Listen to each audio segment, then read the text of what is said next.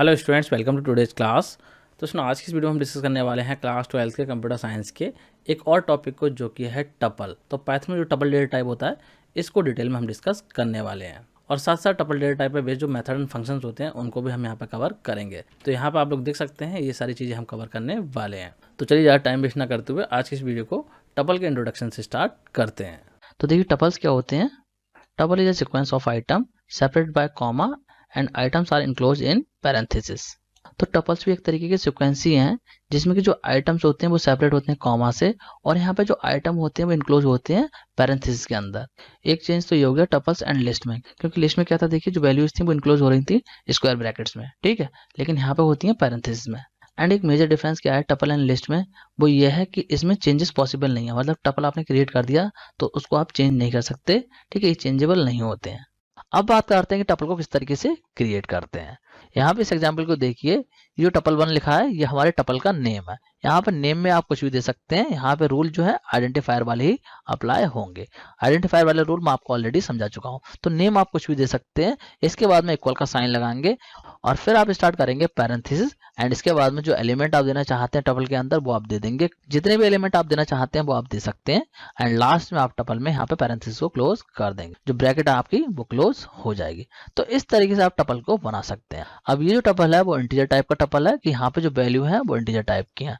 अब अगर मैं इस टपल को प्रिंट करूंगा तो यहाँ पे आउटपुट मेरा इस तरीके से आ जाएगा। जो एलिमेंट है इस टपल के वो इस तरीके से आउटपुट में आ जाएंगे, और यहाँ पे जो ब्रैकेट होंगी वो इस तरीके से आएंगी, जो पैरेंथेसिस है वो इस तरीके से रहेंगी। इसके अलावा देखिए, अगर आप कुछ इस तरीके से जो है वैल्यूज़ को डिफाइन कर देते हैं, मतलब कि कोई वेरिएबल लिखते हैं और उसके बाद में इक्वल का साइन लगा के मल्टीपल वैल्यूज़ लिख देते हैं कॉमा लगा के, तब भी जो है आपका सेम टपल क्रिएट होगा। मतलब कि अगर आप ब्रैकेट नहीं भी लगाते हैं, जो पैरेंथेसिस होती हैं उनको नहीं भी लगाते हैं, तब भी जो है यहाँ पे टपल ही फॉर्म होगा। ये तो बात हो गई इंटीजर टाइप के टपल की। अब बात करते हैं मिक्स्ड डेटा टाइप के टपल की, कि जहाँ पे कि मिक्स्ड डेटा टाइप के एलिमेंट हो। तो यहाँ पे देखिए, ये रहा एग्जाम्पल। इस एग्जाम्पल में क्या है, टपल 2 जो है वो हमारा टपल का नेम है, और ये जो है इस टपल के एलिमेंट है। तो यहाँ पे जो एलिमेंट दिए हैं मैंने, देखिए स्ट्रिंग टाइप के दिए हैं, इंटीजर टाइप के दिए हैं, एंड फ्लोट टाइप के दिए हैं। तो डिफरेंट टाइप के यहाँ पे एलिमेंट हैं, तो ऐसे भी आप दे सकते हैं। जैसे कि हम लिस्ट में डिफरेंट डेटा टाइप को दे रहे थे, वैसे ही आप यहाँ पे भी दे सकते हैं। जो एलिमेंट है वो आपके डिफरेंट डेटा टाइप के हो सकते हैं। अब बात करते हैं ऐसे टपल की जिसमें कि आपका एक ही एलिमेंट हो। मतलब क्या है, single element tuple. Single element tuple का मतलब क्या होता है, ऐसा टपल जहां पे कि ओनली वन एलिमेंट हो। तो ऐसे टपल को क्रिएट कैसे करते हैं, देखिए। सिंगल एलिमेंट के साथ में टपल को क्रिएट करना थोड़ा सा ट्रिकी है।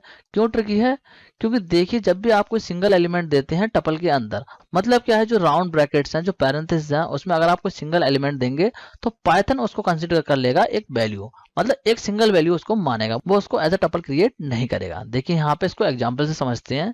देखिए अगर मैं इस तरीके से लिखता हूँ, यहाँ पे टपल का नेम दिया मैंने टपल 1, और यहाँ पे देखिए जो ब्रैकेट्स हैं इसके अंदर मैंने दे दिया 10। तो यहाँ पे देखिए एक ही एलिमेंट है। अब यहाँ पे एक ही एलिमेंट है तो क्रिएट होना चाहिए एक टपल, लेकिन यहाँ पे टपल क्रिएट नहीं होगा। क्या होगा, जब आप टपल 1 को प्रिंट करेंगे तो यहाँ पे वैल्यू आ जाएगी 10। देखिए इस तरीके से आउटपुट आएगा, यहाँ पे टपल की फॉर्म में नहीं आएगा। पाइथन ने क्या करा, जो 10 आपने दिया है उसको इसने एक वैल्यू मान लिया, यहाँ पे एज अ टपल इसको ये ट्रीट नहीं कर रहा है। तो अगर आप चाहते हैं सिंगल एलिमेंट के साथ में टपल को क्रिएट करना, तो किस तरीके से करेंगे, देखिए समझते हैं इसको किस तरीके से क्रिएट करेंगे। सिंगल एलिमेंट के साथ में टपल को क्रिएट करने के लिए आपको क्या करना होगा, जो भी वैल्यू देंगे उसके बाद में ऐड करना होगा कॉमा। मतलब क्या है, जो भी सिंगल एलिमेंट आपने दिया है उसके बाद में कॉमा ऐड कर देंगे, तो वो आपका सिंगल एलिमेंट टपल क्रिएट हो जाएगा। देखिए इसको एग्जाम्पल से समझते हैं। यहाँ पे देखिए, ये मैंने क्रिएट करा है टपल 2। तो टपल 2 को क्रिएट करते टाइम मैंने क्या करा है, देखिए यहाँ पे जो पैरेंथेसिस है उसके अंदर सिंगल एलिमेंट दिया है, और सिंगल एलिमेंट के बाद में मैंने लगाया है कॉमा। तो इस तरीके से करने से क्या होगा, हमारा टपल क्रिएट हो जाएगा सिंगल एलिमेंट के साथ में। जब आप इसको प्रिंट करेंगे तो यहाँ पे आपको आउटपुट इस तरीके से मिल जाएगा। यहाँ पे आप लोग देख सकते हैं आउटपुट आ रहा है आपका टपल की फॉर्म में, ना कि वैल्यू के फॉर्म में। इससे पहले क्या था, सिर्फ वैल्यू आ रही थी, लेकिन यहाँ पे जब हमने कॉमा ऐड कर दिया है तो हमारा ये सिंगल एलिमेंट टपल क्रिएट हो गया है। अब बात करते हैं नेस्टेड टपल की।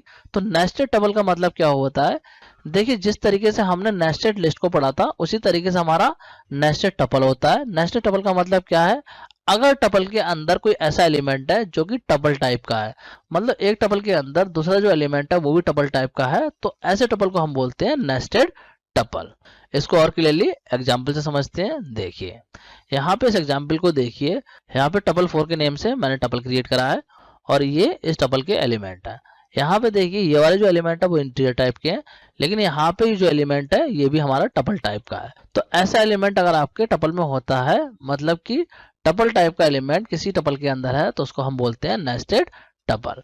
तो जब आप इस टपल 4 को प्रिंट करेंगे तो आउटपुट इस तरीके से आपका आ जाएगा, जो नेस्टेड टपल है वो आपका प्रिंट हो जाएगा। अब बात करते हैं कि किस तरीके से हम टपल के एलिमेंट को एक्सेस कर सकते हैं।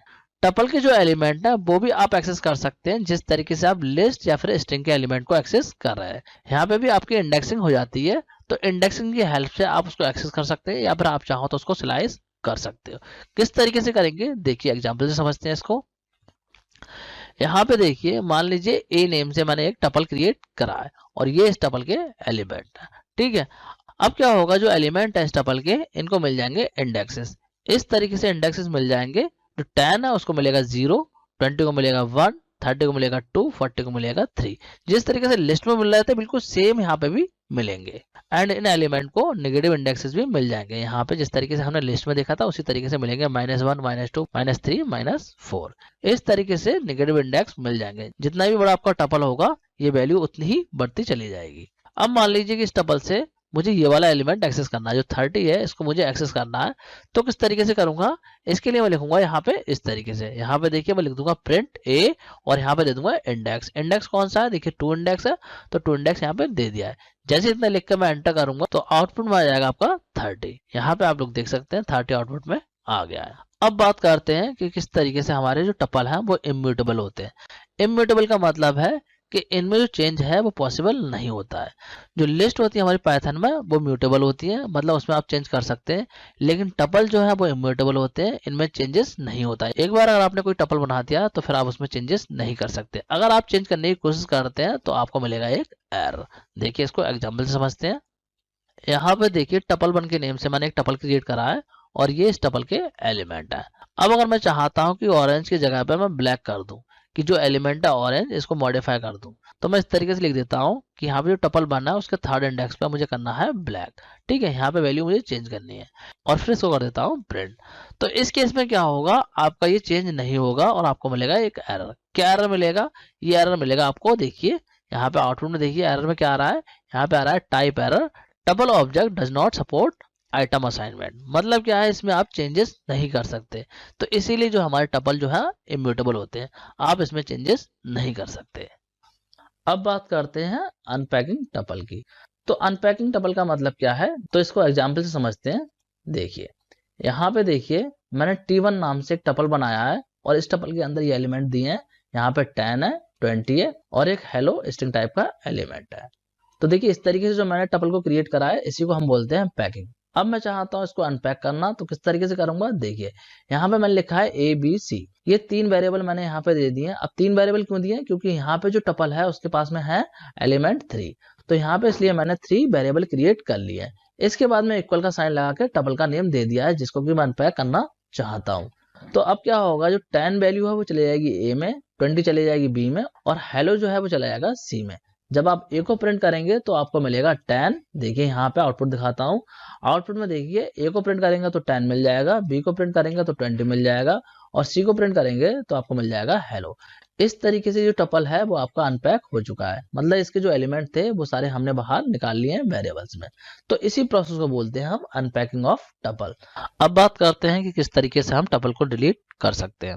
तो देखिए टपल को डिलीट करने के लिए यूज कर सकते हैं हम डेल स्टेटमेंट को, लेकिन यहाँ पे एक चीज ध्यान रखिएगा, डेल स्टेटमेंट जो है वो इंडिविजुअल एलिमेंट को डिलीट करने के लिए भी यूज होता है, लेकिन हम टपल में इंडिविजुअल एलिमेंट को डिलीट नहीं कर सकते क्योंकि टपल जो है वो आपके इम्यूटेबल होते हैं।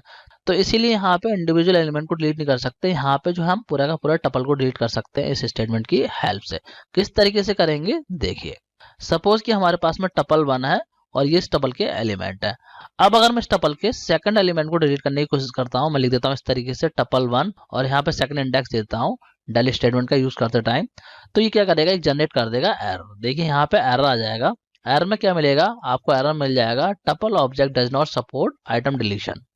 लेकिन अगर मैं चाहूँ तो पूरा टपल डिलीट कर सकता हूँ। पूरे टपल को डिलीट करने के लिए मैं क्या करूंगा, डेल स्टेटमेंट लगाऊंगा और उसके बाद में दे दूंगा टपल का नेम। जिस टपल को भी मुझे डिलीट करना होगा उस टपल का नेम दे दूंगा। तो यहाँ पे मैंने लिख दिया टपल 1 अब इतना करते ही हमारा टपल 1 जो है वो डिलीट हो जाएगा। अब अगर आप टपल 1 को प्रिंट करने की कोशिश करेंगे तो आपको एरर मिल जाएगा, नेम एरर, और आपको दे देगा टपल 1 इज नॉट डिफाइंड। क्योंकि टपल 1 डिलीट हो चुका है तो टपल 1 के नेम से कोई भी यहाँ पे टपल अवेलेबल नहीं है, ये आपको मैसेज दे देगा। अब बात करते हैं टपल के मेथड एंड फंक्शंस की। तो स्ट्रिंग एंड लिस्ट के तरह ही टपल के भी कुछ मेथड एंड फंक्शंस होते हैं जिनका कि पाइथन प्रोग्रामिंग में यूज होता है। समझ लेते हैं कौन कौन से मेथड एंड फंक्शन है। तो पहला जो फंक्शन है वो फंक्शन है हमारा लेन। तो लेंथ फंक्शन का यूज़ आप लोग को ऑलरेडी पता है। ये जो है किसी भी टपल की लेंथ कैलकुलेट करके बता देगा। जैसे कि यहाँ पे 5 एलिमेंट है तो इसकी लेंथ दे देगा 5। अब बात करते हैं टपल फंक्शन की। तो टपल फंक्शन की हेल्प से आप क्रिएट कर सकते हैं एम्प्टी टपल या फिर किसी सीक्वेंस को टपल में फॉर्म कर सकते हैं। जैसे कि यहाँ पे आप लोग एग्जाम्पल में देख सकते हैं, पहली बार में टपल 1 के अंदर टपल लगाया है तो यहाँ पे एम्प्टी टपल क्रिएट हो गया है, और सेकंड टाइम में टपल फंक्शन के अंदर str1 को पास करा है तो इसने जो स्ट्रिंग है उसको टपल में फॉर्म कर दिया है। तो इस फंक्शन का बस यही काम होता है। ज़्यादा डिटेल में मैं यहाँ पे एक्सप्लेन नहीं कर रहा हूँ, आप लोग यहाँ पे एग्जाम्पल से क्लियरली समझ सकते हैं। अब बात करते हैं नेक्स्ट फंक्शन की जो कि हमारा काउंट। तो काउंट फंक्शन को हम ऑलरेडी डिस्कस कर चुके हैं। ये जो है बेसिकली काउंट करके बताता है कि कोई एलिमेंट टपल में कितनी बार आया है। जैसे कि यहाँ पे पहली बार में हमने काउंट करा है 10 को कि टपल 1 में 10 कितनी बार है, तो इसने दे दिया है 3। और दूसरी बार में हमने काउंट करा है 90 को कि 90 जो है टपल 1 में कितनी बार है, तो 90 इसमें नहीं है, तो इस केस में इसने दे दिया है 0। तो इस तरीके से काउंट फंक्शन वर्क करता है। अब बात करते हैं नेक्स्ट मेथड की जो कि है इंडेक्स। तो इंडेक्स मेथड को भी हम ऑलरेडी डिस्कस कर चुके हैं। इसकी हेल्प से आप पता कर सकते हैं कि कोई एलिमेंट जो है वो टपल में कौन से इंडेक्स पे आया है, और ये रिटर्न करता है फर्स्ट अकेरेंस को, मतलब कि जो एलिमेंट आप दे रहे हैं वो पहले कौन से इंडेक्स पे है, जिस इंडेक्स पे होगा उसको रिटर्न कर देगा। जैसे कि यहाँ पे एग्जाम्पल में हमने दिया है यहाँ पे 20, तो इसने बताया है कि जो 20 है वो पहले आया है फर्स्ट इंडेक्स पे। और दूसरे एग्जाम्पल में दिया है यहाँ पे 90, तो इसने दे दिया है वैल्यू एरर। मतलब कि अगर आप कोई ऐसा एलिमेंट देंगे जो कि टपल में नहीं है तो उस केस में ये देगा आपको वैल्यू एरर। अब बात करते हैं सॉर्टेड फंक्शन की। तो सॉर्टेड फंक्शन को भी हम लिस्ट में ऑलरेडी देख चुके हैं। ये जो है किसी भी टपल को शॉर्ट करके रिटर्न कर देगा। जैसे कि आप लोग यहाँ पे देख सकते हैं टपल 1 को सॉर्टेड फंक्शन के अंदर डाला है, तो इसने जो है टपल 1 को शॉर्ट करके रिटर्न कर दिया है। अब बात करते हैं मिन मैक्स सम फंक्शन की।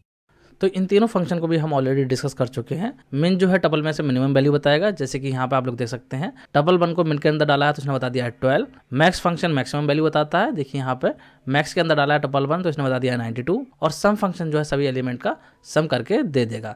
जैसे कि यहाँ पे टपल 1 की जो एलिमेंट है उसका सम करके सम फंक्शन ने दे दिया है। तो स्टूडेंट ये जो है आपका टपल डेटा टाइप पूरा कंप्लीट हो गया है।